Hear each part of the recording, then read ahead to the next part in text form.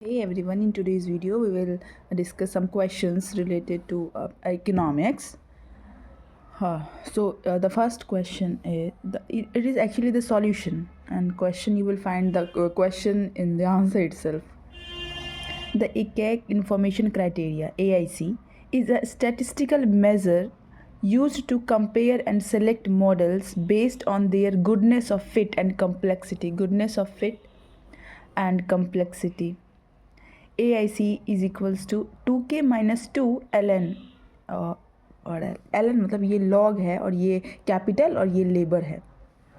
Where के is number of estimated parameters in the model. इसको capital हम generally पढ़ते हैं, पर यहाँ पे के का मतलब है कि number of estimated parameters in the model, और एल का मतलब है maximum value of the likelihood function. Diminishing MRS, marginal rate of substitution, deals with a case where consumers consume more of X. In that case, he is willing to give up less income. The Ecos convex indifference curve. It deals with a balanced preference combination. Quantitative cycle किससे related है? With the expansion of the electric power and automatic industry. Schumpeter, ये है creative destruction की बात करते हैं Schumpeter. Goodwin's theory of business cycle based on the Marxian concept. Goodwin's theory of business cycle. Hicks business cycle, an improved version of Simulation model. उसके बाद है ये sunspot theory 1875, under consumption theory 1930, Hicks business cycle 1951, Goodwin's theory 1967. When all inputs upsurge proportionally, it designates decreasing returns to scale. When all inputs are upsurge proportionally, it designates decreasing returns to scale. According to Friedman perspective, in the short run, when the money supply increases, national income output increases. Fridman है, उन्होंने कहा था कि जब money supply increase होता है तो national income और आउटपुट भी इंक्रीज़ होता है हमारा. R square is equals to small R square. इसका इतना फॉर्मूला रिग्रेशन वाला कुछ लगा के है कि 64% of variation in y is explained bye x. Unexplained मतलब जो एक्सप्लेन किया गया है x के द्वारा, तो अनएक्सप्लेन क्या होगा 100 माइनस ये 64, इसको परसेंट में कन्वर्ट 64%, इतना अनएक्सप्लेन है. Pigovian tax is identified as something that is equals to marginal external cost. Pigovian tax is identified as something that is equal to marginal external cost. It will internalize externality. It will be aligning private cost with social cost. CI formula यार क्या CI इसका formula है E is equals to Z alpha by 2. फिर है ये क्या है, इसको क्या पढ़ते हैं, standard deviation by root n. ठीक है, n is equals to Z alpha by 2 standard deviation by E. Z test T test समझ रहे हो ना. Z टेस्ट हम लेते हैं, T टेस्ट लेते हैं, वही टेस्ट लेते हैं, F टेस्ट लेते हैं, काई स्क्वायर टेस्ट लेते हैं. Fixed fiduciary system introduced in England in 1844. Fixed fiduciary system introduced in India in 1860. RBI Act 1934. Oh my God, मैंने एक वीडियो में 35 पढ़ा दिया गलती से, सॉरी. अच्छा हाँ, इस्टेब्लिश तो हुआ था 35 में ना, लेकिन एक्ट तो 34 में ही आया था. European bank note appearing 1661. Monopolist has demand P is equals to 100 minus 2Q. TR is equals to P into Q, मतलब total revenue price into quantity, तो प्राइस इंटू क्वांटिटी कर दिया. मार्जिनल रेवेन्यू बराबर इसका डिफ्रेंशिएशन. फिर अगला question है कि in the new classical theory of investment inputs are employed up to a point at which their marginal physical products are equals to their unit cost. In the neoclassical theory of investment, inputs are employed up to the point at which the marginal physical products are equals to their unit cost. 67. Real estate Real estate. Investment in real estate involve purchasing land, buildings, and properties for commercial, residential, or industrial purposes. Real estate investment contributes to urban development and provides spaces for business and individual to operate. ये है अपना null hypothesis, ये alternative hypothesis.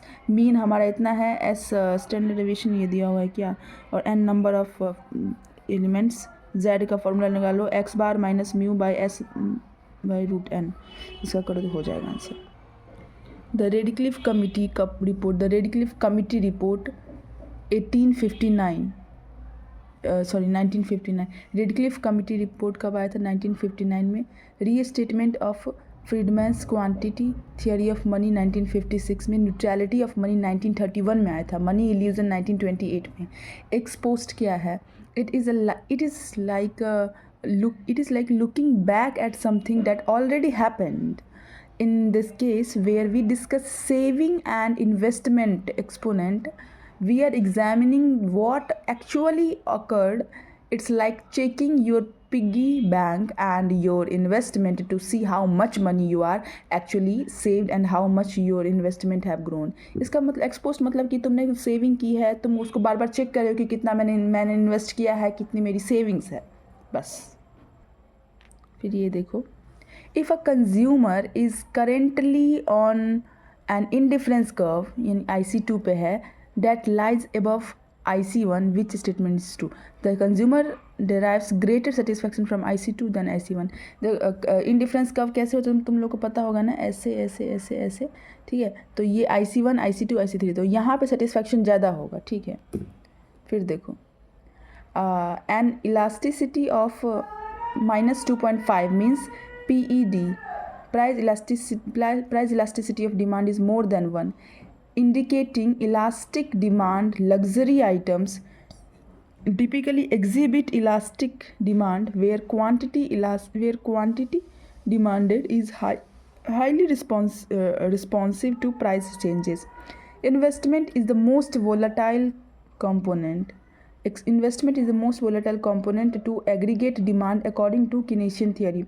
Unlike consumption, which remains stable and is closely tied to income or policy-driven government spending and trade-sensitive net exports, the variation in investment amplify the business cycle. WARP says the consumer chooses bundle X over bundle Y. Both are affordable. Then there must never be another situation where Y is chosen while X is still affordable. जो affordable रहेगा वही consumer choose करेगा, क्योंकि वो अपना हमेशा profit देखता है। पियर्सन कोरिलेशन कोफिशिएंट का फॉर्मूला था covariance of X Y by is a deviation, standard deviation of X into standard, मतलब मल्टीप्लिकेशन है ये साइन उसका, standard deviation of X into Y. Variance बोल सकते हो ना, वेरिएंस का भी तो वही था, मल्टीप्लाई। सो इसको इसे कर दो ऐसे। पियर्सन का, कार्ल पियर्सन का अगर वो वाला देखो तो वो अलग ही होता है, N into summation of xy minus summation of x into summation of y by n into x summation of x का whole square minus n into summation of y का होल स्क्वायर। ये अलग फार्मूला है, ये हम तुमको बाद में बताए होंगे हम तुमको। देखो यहाँ पे तो बताए ही थे, देखो ये कोफिशिएंट, ये तो रिग्रेशन वाला अभी जो पढ़े हैं ना, covariance of X variance of Y, तुमको यहाँ बताए होंगे। हाँ, यह Karl Pearson correlation coefficient n into summation of X Y minus summation of X into summation of Y by root under न मत बोलना, n into summation of X square minus summation of X का whole square into वही same formula n into इसको y के term में लिख दिया है, ठीक है। ये समझ गए। The technological improvement increases the production function, meaning that a specific combination of capital and labour now results in a higher level of output. A technological improvement increases the production function, meaning that a specific combination of capital and labor now results in a higher level of output. NNP, net national product, GNP minus depreciation, GDP at factor cost, तो ये वाला हम तुमको अलग series बताएंगे national income पे, क्योंकि ऐसे समझना थोड़ा मुश्किल हो जाता है। NFI ये क्या होता है, GNP क्या होता है, तो उसके लिए हम अलग सीरीज़ लेके आएंगे। फर्म्स प्रोडक्शन फंक्शन इतना दिया है, Q = 3KL, ऐसे हमारा लेबर और कैपिटल के टर्म में।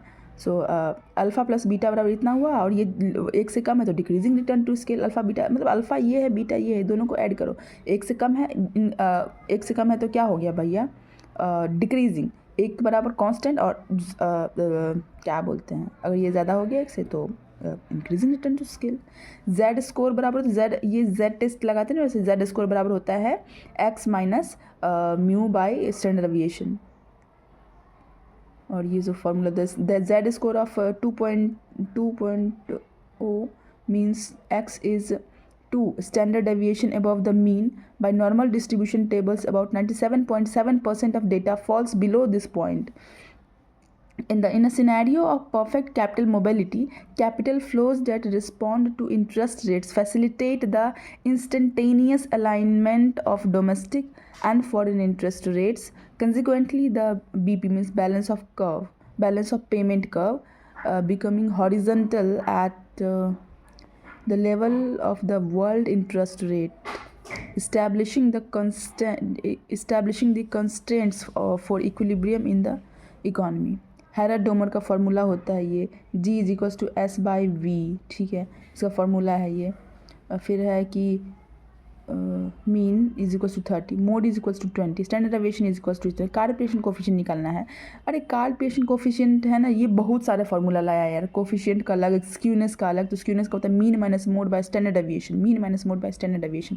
रिग्रेशन कोफिशिएंट का, तो regression coefficient y/x, so B = R × standard deviation of y by standard deviation of x।